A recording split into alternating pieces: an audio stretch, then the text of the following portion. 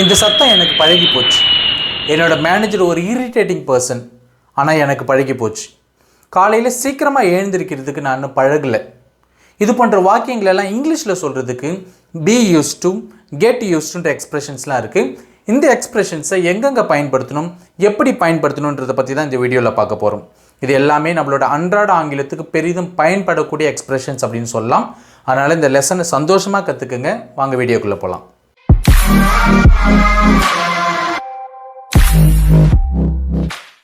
போன வீடியோவில் பார்த்தீங்கன்னா யூஸ் டு ப்ளஸ் V1 அப்படின்ற ஒரு எக்ஸ்ப்ரெஷன் கற்றுக்கிட்டோம். அது நம்ம எதுக்கு பயன்படுத்தணும் அப்படின்னு சொன்னோன்னா, பாஸ்ட் ஹேபிட்டை எக்ஸ்ப்ரெஸ் பண்ணுறதுக்கு, அல்லது கடந்த காலத்தில் ரெகுலராக நம்ம செய்த ஒரு செயல் ஆனால் ப்ரெசண்ட்டில் செய்கிறதில்ல, கடந்த காலத்தில் இருந்த ஒரு சிச்சுவேஷன் ஆனால் ப்ரெசண்ட்டில் இல்லை அப்படின்னு சொல்கிறதுக்கு அந்த ஒரு ஃபார்முலா உங்களுக்கு சொல்லி கொடுத்தேன். அந்த யூஸ் டு வேறு, இப்போ நம்ம கற்றுக்க போகிற யூஸ் டு வேறு. ஏன்னா அங்கே பாருங்கள் பி யூஸ் டு அப்படின்னு இருக்குது. ஸோ அதனோட மீனிங்கு கம்ப்ளீட்டாக வேறு, நம்ம பயன்படுத்துகிற கான்டெக்ஸ்ட்டும் கம்ப்ளீட்டாக வேறு. ஸோ அது வேறு, இது வேறு, அதை மட்டும் ஞாபகம் வச்சுக்கோங்க. இப்போ பாருங்கள், ஃபஸ்ட்டு நம்ம ஃபார்முலா கற்றுக்கலாம். Subject plus be used to plus verb plus ING. இங்கே வந்து ING form of the verb தான் நம்ம பயன்படுத்தணும். ஸோ போன வீடியோவில் கற்றுக்கிட்டது யூஸ் டுக்கு பக்கத்தில் base form of the verb தான் கற்றுக்கணும். ஆனால் இன்றைக்கி கற்றுக்க போகிற யூஸ் டுக்கு நம்ம ING form of the verb தான் கற்றுக்கணும். இங்கே பாருங்கள், நவுன் யூஸ் பண்ணலாம், அப்படி இல்லைன்னா ப்ரோனவுன் யூஸ் பண்ணலாம். சப்போஸ் வேர்பு வந்து யூஸ் பண்ணலன்னா எதுக்காக நம்ம இதை யூஸ் பண்ணுறோன்னா, to say that something is normal. Okay, ஒரு விஷயம் நமக்கு நார்மலாக இருக்குது அப்படின்னா அது நமக்கு புதுசு கிடையாது. அதுபோல் நாட் அன்யூஷுவல், ஒரு விஷயம் நமக்கு ஒரு வித்தியாசமாக இல்லை அல்லது வினோதமாக இல்லை, இது போன்ற செயல்களை எக்ஸ்ப்ரெஸ் பண்ணுறதுக்கு நம்ம இந்த ஃபார்முலா பயன்படுத்தலாம். சுருக்கமாக சொல்லணுன்னா, ஒரு செயலை செய்கிறது நமக்கு பழகி போச்சுன்னா, ஒரு சிச்சுவேஷன் நமக்கு பழகி போச்சுன்னா அதை எக்ஸ்ப்ரெஸ் பண்ணுறதுக்கு நம்ம இந்த ஃபார்முலா பயன்படுத்தலாம். For example, I'm use to living on my own அப்படின்னா தனியாக வசிக்கிறது, ஓகே, தனியாக வாழுறது எனக்கு பழகி போச்சு. அதாவது யார் கூடயும் இல்லாமல், யாருடைய உதவியும் இல்லாமல் தனியாக வாழுறது எனக்கு பழகி போச்சு அப்படின்னு அர்த்தம். I have done it for quite a long time அப்படின்னா நீண்ட காலமாக நான் இப்படி தான் வாழ்ந்துருக்கிறேன் அப்படின்னு அர்த்தம். அப்போனா இங்கே வந்து I am use to living அப்படின்னு சொல்கிறோம். அப்படின்னா தனியாக வாழுறது எனக்கு பழகி போச்சுன்றதால இந்த ஃபார்முலா நம்ம பயன்படுத்தலாம். இப்போ நீங்கள் ஒரு டவுட் கேட்கலாம், இங்கே பி போட்டிருக்கீங்க ஆனால் இங்கே ஐ ஆம் போட்டிருக்கீங்களே ஏன் அப்படின்னு கேட்கலாம். ஸோ இது வந்து பி ஃபார்ம் சப்ஜெக்ட்டுக்கு தகுந்தா போல், டென்ஸுக்கு தகுந்தா போல் இந்த பி ஃபார்ம் வந்து மாறும். இன்னும் 2 எக்ஸாம்பிள்ஸ் பார்க்கலாம். Chandru has lived in America for 3 years. Chandru அமெரிக்காவில் 3 வருஷமாக வாழ்ந்துருக்கிறான். So his used to driving on the right சைடில் டிரைவ் பண்ணுறது அவனுக்கு பழகி போச்சு அப்படின்னு அர்த்தம். ஸோ இந்தியாவிலலாம் லெஃப்டில் தான் நம்ம டிரைவ் பண்ணுவோம் இல்லையா.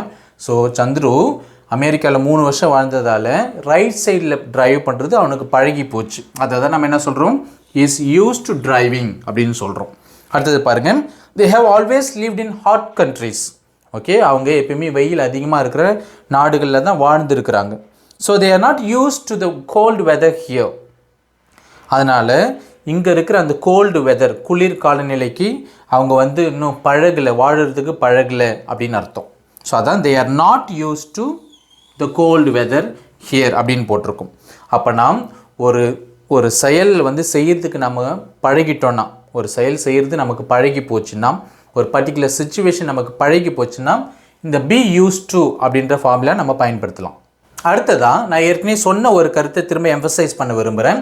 இங்கே பாருங்கள், subject plus be used to plus verb plus ING use பண்ணலாம் அப்படின்னு சொன்னேன் இல்லையா. ஸோ இப்போ நீங்கள் கேட்கலாம், டூக்கு பக்கத்தில் எப்பயுமே base form of the verb தான் வரணும். போன லெசனில் கூட நீங்கள் அதான் சொன்னீங்க. ஆனால் இங்கே ஏன் ING form of the verb போட்டிருக்கீங்க அப்படின்னு கேட்கலாம். ஏன் அப்படின்னா இந்த இடத்துல இந்த ஃபார்முலாவை பொறுத்த வரைக்கும் டூன்றது இன்ஃபினிட்டியோட ஒரு பார்ட்லாம் கிடையாது. ஓகே, இன்ஃபினிட்டிவ் வேர்போட ஒரு பார்ட் கிடையாது. மாறாக டூன்றது இங்கே ஒரு ப்ரிப்போசிஷன். அப்போது ஒரு ப்ரிப்போசிஷனுக்கு பக்கத்தில் எப்பயுமே வேர்பு வந்துச்சுன்னா அது என்ன வேர்பாக இருக்கணும், ஐஎன்ஜி ஃபார்ம் ஆஃப் த வேர்பாக தான் இருக்கணும். அப்போ அப்படின்னா பார்த்தீங்கன்னா subject plus be used to plus verb plus ING தான் யூஸ் பண்ணணும். இங்கே பாருங்கள், he is used to living alone அப்படின்னா தனியாக வாழுறது அவருக்கு பழகி போச்சு அப்படின்னு அர்த்தம். அப்போனா யூஸ்டுக்கு பக்கத்தில் லிவிங் அப்படின்ற ING form of the verb நம்ம பயன்படுத்தலாம். அதுக்கு அடுத்தது பாருங்கள், subject plus be used to plus noun use பண்ணலாம். ஓகே, நவுனும் யூஸ் பண்ணலாம். எடுத்துக்காட்டுக்கு I am not used to the cold weather அப்படின்னா இந்த குளிர் காலநிலையில் வாழுறதுக்கு நான் இன்னும் பழகலை அப்படின்னு அர்த்தம். அப்போ இங்கே பாருங்கள், கோல்டு வெதர் அப்படின்றது ஒரு நவுன். ஓகே, அதே போல் பாருங்கள், subject plus be used to plus ப்ரோனவுன்னு நம்ம பயன்படுத்தலாம். இப்போ எடுத்துக்காட்டுக்கு my brother is annoying. Okay, என்னோட சகோதரர் வந்து கொஞ்சம் எரிச்சல் ஊட்டக்கூடியவர் அல்லது கடுப்பேற்றக்கூடியவர் அப்படின்னு கூட சொல்லலாம். But I am use to him, ஆனால் அவங்க கூட இருக்கிறது எனக்கு பழகி போச்சு அப்படின்னு அர்த்தம். இங்கே பாருங்கள், யூஸ்டு டுக்கு பக்கத்தில் நம்ம ஒரு ப்ரோனவுன் பயன்படுத்தியிருக்கிறோம். ஸோ அது போல் அப்போ அந்த பி யூஸ்டுக்கு பக்கத்தில் ING form of the verb பயன்படுத்தலாம், நவுன் பயன்படுத்தலாம், அல்லது ப்ரோனவுன் கூட பயன்படுத்தலாம்.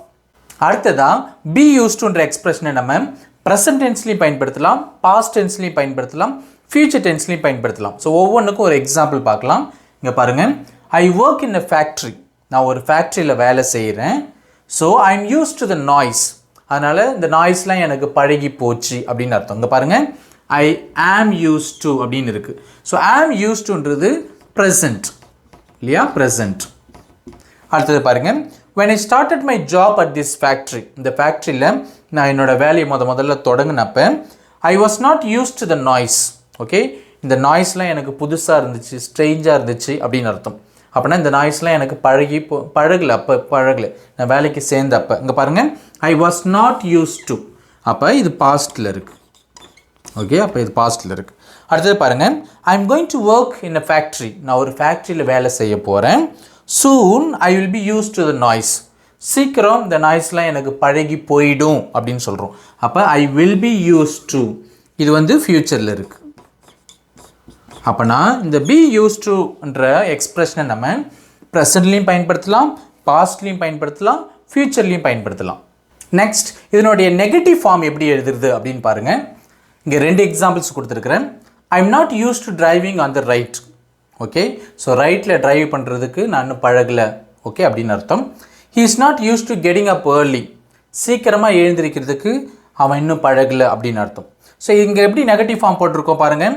இங்கே ஆம் இருக்குது, ஆம் நாட் அப்படின்னு போட்டிருக்கோம். இங்கே இஸ் இருக்குது, இஸ் நாட்னு போட்டிருக்கோம். அப்போ ஆக்சிலரி ஃபார்ம் ஆஃப் த வேர்புக்கு பக்கத்தில் நாட் போட்டாவே போதும், இது வந்து நெகட்டிவ் ஃபார்ம் ஆகிடும். ஓகே, நெகட்டிவ் சென்டென்சஸாக மாறிடும். மற்றபடி I did not used to driving on the right, he did not used to getting up early அப்படின்ற வார்த்தைகள்லாம் பயன்படுத்தக்கூடாது, டிட் நாட்லாம் பயன்படுத்தக்கூடாது. இங்கே வந்து ஆக்சிலரி ஃபார்ம் ஆஃப் த வேர்புக்கு பக்கத்தில், அதாவது பி ஃபார்முக்கு பக்கத்தில் நாட் போட்டாவே போதும், அது நெகட்டிவ் ஃபார்மாக மாறிடும். அடுத்தது கொஷின்ஸ் எப்படி ஃபார்ம் பண்ணுறது, இங்கே பாருங்கள். Are you used to driving on the right? Okay, so ரைட்டில் ட்ரைவ் பண்ணுறதுக்கு நீங்கள் பழகிட்டீங்களா அப்படின்னு அர்த்தம். So are you, okay, auxiliary form of the verb சப்ஜெக்ட்டுக்கு முன்னாடி கொண்டு வர்றதால அது வந்து கொஷினாக மாறிடும். அதே போல் பாருங்கள், are you not used to driving on the right? So இங்கே பாசிட்டிவ் கொஸ்டின் இருக்குது, கீழே நெகட்டிவ் கொஸ்டின் இருக்குது. Are you not used to driving on the right? Okay, ரைட்டில் ட்ரைவ் பண்ணுறதுக்கு நீங்கள் இன்னும் பழகலையா அப்படின்னு அர்த்தம். ஸோ இங்கே யூன்றதால இங்கே நான் ஆர் கொடுத்துருக்குறேன். ஓகே, சப்போஸ் அங்கே ஹீ இருக்குன்னா is he use to driving on the right அப்படின்னு மாறும். சப்போஸ் தே இருந்துச்சுன்னா are they use to driving on the right அப்படின்னு மாறும். இங்கே ப்ரெசன்ட் டென்ஸ்ன்றதால இங்கே ஆர் கொடுத்துருக்குறேன். ஓகே, சப்போஸ் பாஸ்ட் டென்ஸாக இருந்தால் were you used to driving on the right அப்படின்னு மாறும் இல்லையா. ஸோ டென்ஸுக்கு தகுந்தா போல், ஓகே, சப்ஜெக்ட்டுக்கு தகுந்தா போல் இது மாறும். அடுத்ததாக கெட் யூஸ் டு அப்படின்றது எங்கெங்கெல்லாம் பயன்படுத்தலாம் அப்படின்னு பார்க்கலாம். ஸோ அதை யூஸ் பண்ணுறதுக்கான ஃபார்முலா என்னதுன்னு பார்த்தீங்கன்னா, subject plus get use to plus verb plus ING பயன்படுத்தலாம், அல்லது நவுன் பயன்படுத்தலாம், அல்லது ப்ரோனவுன் பயன்படுத்தலாம். நம்ம பி யூஸ் டுக்கு என்ன பயன்படுத்தணுமோ அதே போல் தான். ஓகே, அதே ஃபார்முலா தான்.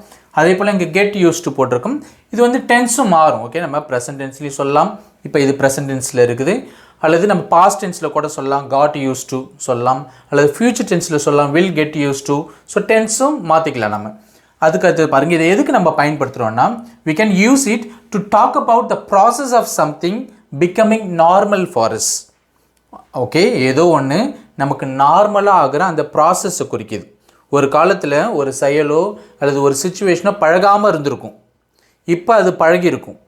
ஆனால் இதுக்கு ரெண்டுத்துக்கு நடுவில் அந்த சுச்சுவேஷன் அல்லது அந்த செயல் பழகுற அந்த ப்ராசஸ் இருக்கு இல்லையா, நமக்கு பழகுற அந்த ப்ராசஸ் இருக்கு இல்லையா. ஸோ அந்த ப்ராசஸை குறிக்கிறதுக்கு தான் நம்ம கெட் யூஸ்டுன்ற எக்ஸ்ப்ரெஷன் பயன்படுத்துகிறோம். For example, I have always lived in the country. Okay, நான் எப்பயுமே நாட்டுப்புறத்தில் தான் வாழ்ந்துருக்கிறேன். ஓகே, இது வரைக்கும் வாழ்ந்துருக்கிறேன். பட் நவ், ஆனால் இப்போ I am getting use to living in the city.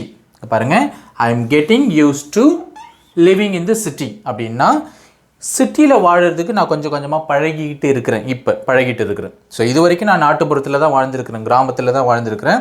ஆனால் இப்போ சிட்டியில் வாழறதுக்கு கொஞ்சம் கொஞ்சமாக பழகிட்டு இருக்கிறேன் அப்படின்னு அர்த்தம். ஸோ அதான் I am getting use to living in the city. So அப்போ அந்த பழகிற ப்ராசஸ், ஓகே, ஒரு செயல் அல்லது ஒரு சுச்சுவேஷன் நமக்கு நார்மலாக ஆகிற அந்த ப்ராசஸை குறிக்கிறதுக்கு நம்ம கெட் யூஸ் டுன்ற எக்ஸ்பிரஷன் பயன்படுத்தலாம். கடைசியாக இந்த ஒரு எக்ஸாம்பிள் வாசித்து பார்க்கலாம். Chandru is an Indian, but he has lived in America for 3 years. When he first drove a car in America, he found it very difficult because he had to drive on the right instead of on the left. Driving on the right was strange and difficult for him because he wasn't used to driving on the right. But after a lot of practice, driving on the right became less strange, so he got used to driving on the right. Now after 3 years, it's no problem for Chandru. He is used to driving on the right. He wasn't used to driving on the right. ஒரு காலத்தில் சந்துருவுக்கு ரைட்டில் drive பண்ணுறது பழக்கமே இல்லை. He got used to driving on the right. ரைட்டில் drive பண்ணுறதுக்கு சந்துரு அப்புறம் பழகிக்கிட்டான். He is used to driving on the right. ரைட்டில் டிரைவ் பண்ணுறது சந்துருவுக்கு நல்லாவே பழகி போச்சு. That's all. If you like this video, give it a thumbs up and subscribe for more videos. Thank you.